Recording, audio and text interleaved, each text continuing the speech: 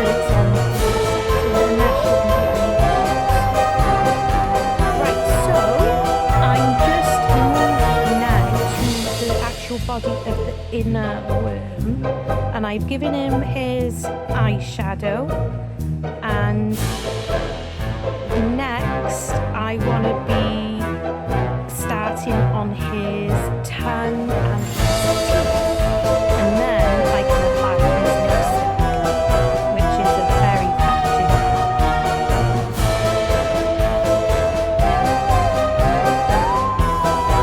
So you could do it either way around, really. You could either paint his tongue black and give him white stripes, or you can paint his tongue white and give him black stripes. Because he was already sprayed white, it just made sense just to do it the way I did. And then I'm just adding more white to the red mixture to give him those cute little freckles on his nose. Because he's a sweet thing, isn't he? With his little freckles and his eyeshadow. There. This is where I am adding the stripes to his tongue. Using my teeny tiny little brush. I think this is the smallest brush I actually have. And it's well used. These ones, I believe it's either a Citadel brush or it is an army painter. But they are great little brushes. And not expensive either. So after making the mess of the mouth, painting the inside of the mouth pink, I'm giving the teeth a white going over to bring them back up. Because try as you might, you are going to get paint over the teeth when you are painting the inside of the mouth. There's no getting around it. You could probably be the most careful painter out there and you will get those teeth. They are tiny and they're in the way.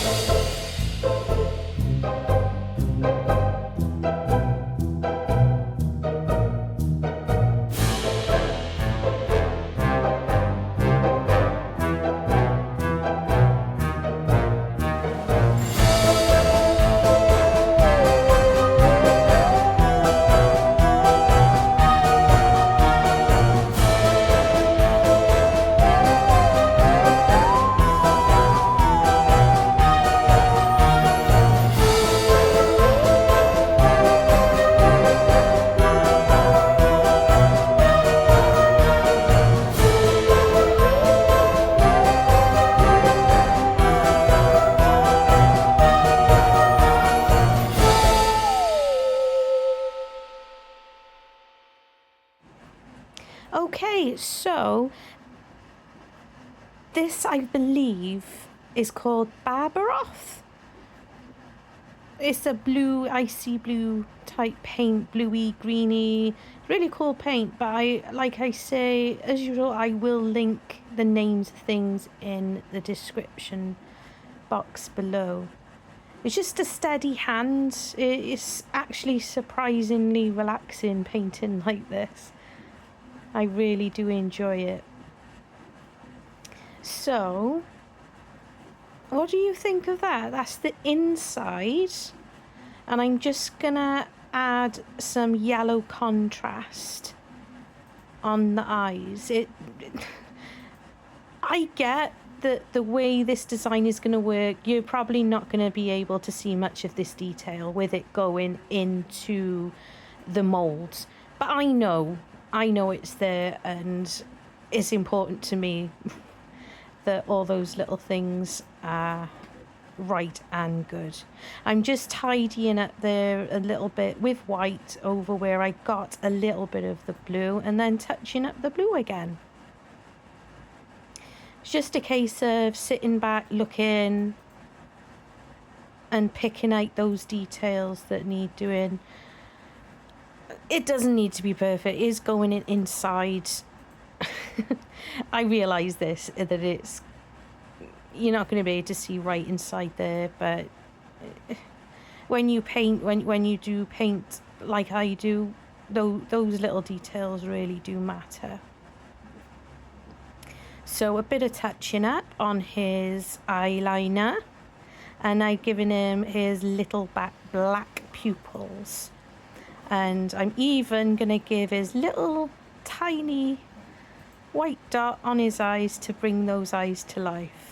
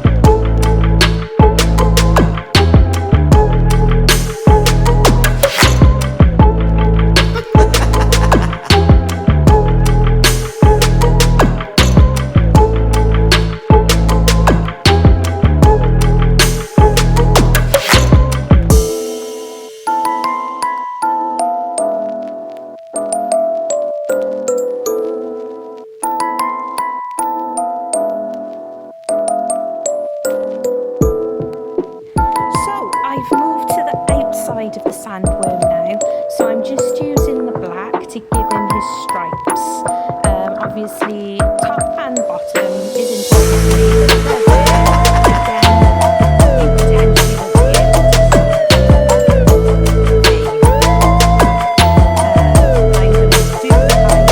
using Citadel colours.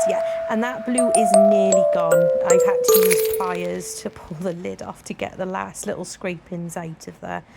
But you do what you do. It works for me. So the outer sandworm is getting his lipstick on. And it's looking good. I'm really happy with him so far.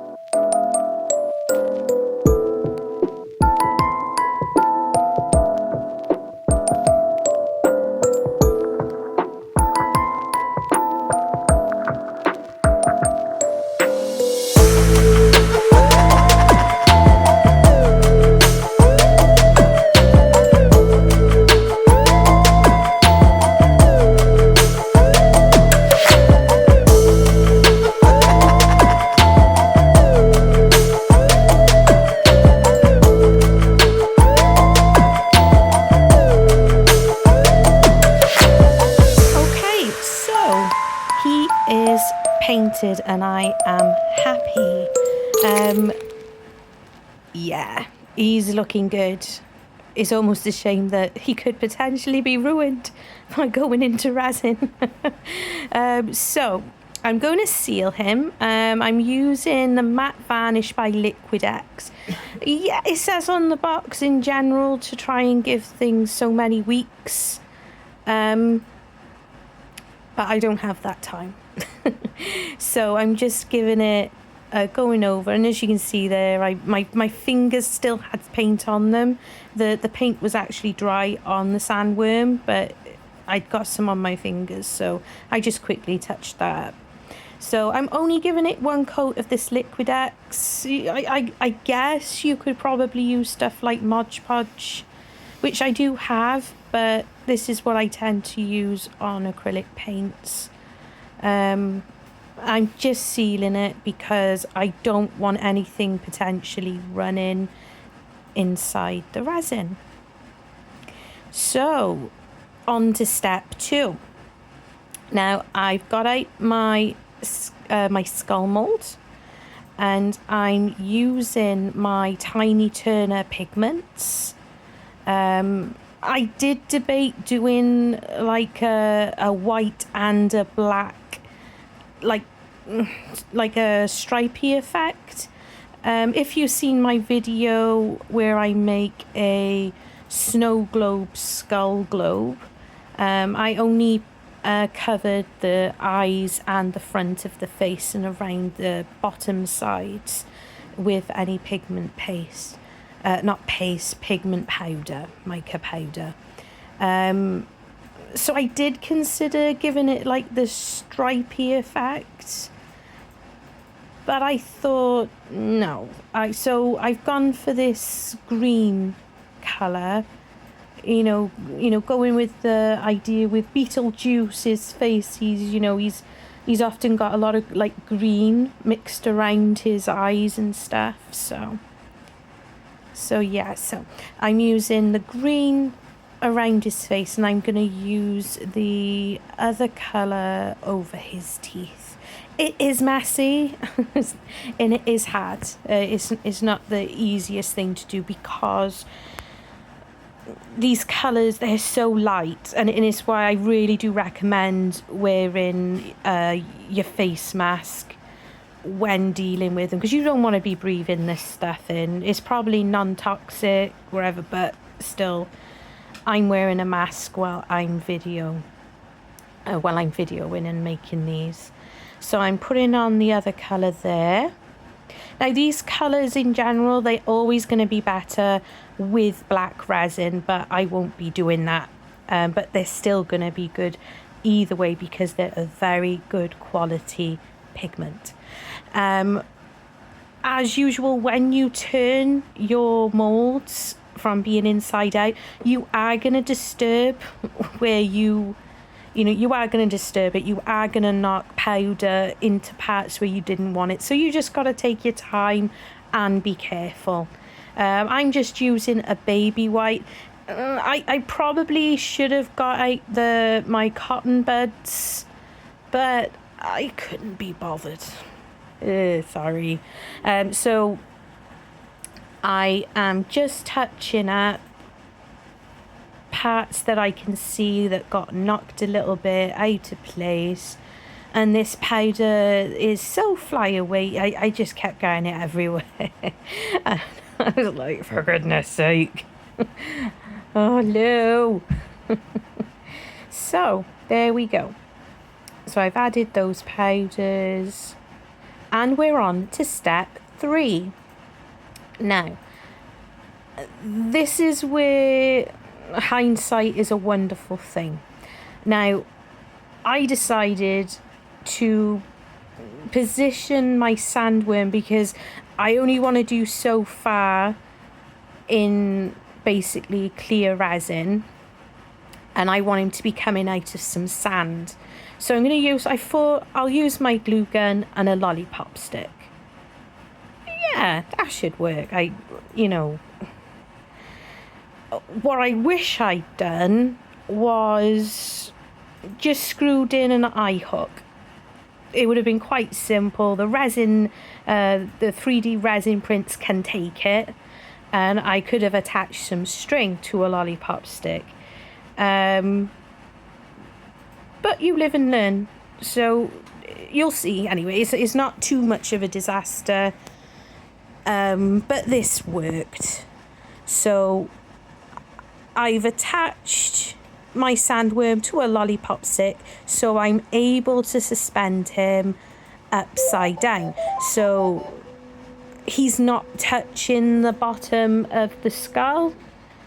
And with the first pour, I'm going to be just adding some glitter to clear resin, and then yeah, this is our step 4. I'm using Istoyo, I forgot the name again, resin, and I've just added in my Intoresin non-sink glitter. It works great. It's a very, very nice glitter. Now, I had suspended my sandworm already in some resin just to try and help with not getting too many bubbles and such inside his mouth and around his mouth.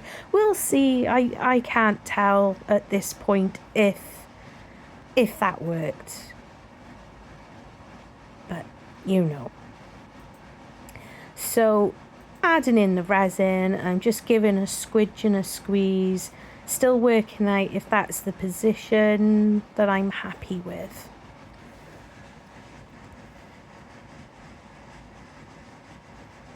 Yeah, it's the bubbles that I'm most wary of.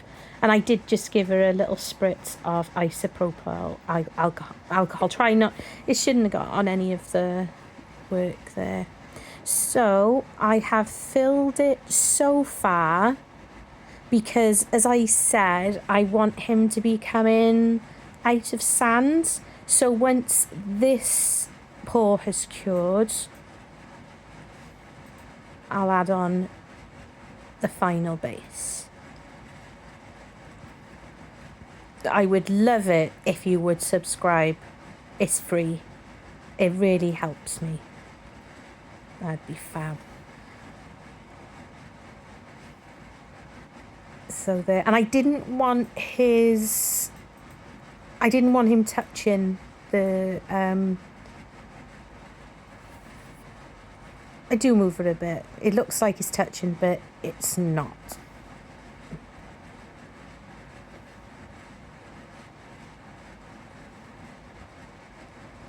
Yeah, that's I think it's more of the white one is a nice glitter, that one. And hopefully, if there are some bubbles, it'll hide a lot of sins.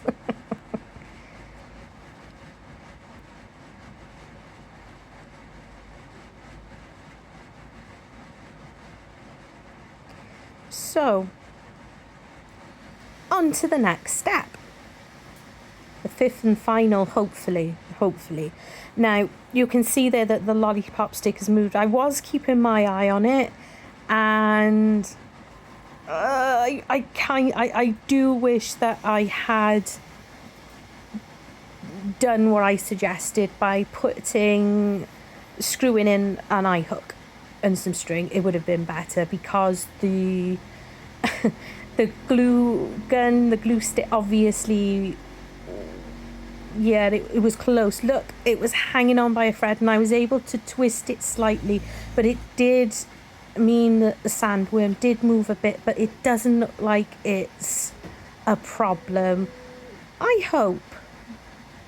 I can see a bubble right at the very bottom bit there, where the sandworm is just coming out of where this sand is going to be. Well, it's sand. It's like a grit type sand. I got it from Hobbycraft in the UK. It's not sand, but it works. I didn't have actual sand, so that's fine. So I've mixed that in with the resin, and just to potentially give her a little bit of sparkle, a little bit of interest, I've just put in a little bit of like an orangey gold into resin glitter as well.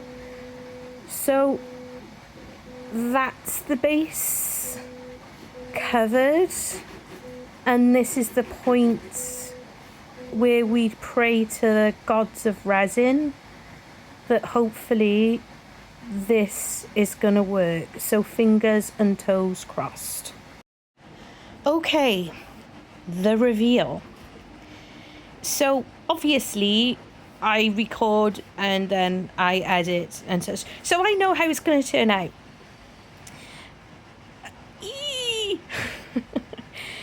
Oh, why does it always take forever to unmold? Ooh, look, teeth. But you didn't expect that colour from putting that white looking powder on, do you? And squidge and squidge and ease. Pop.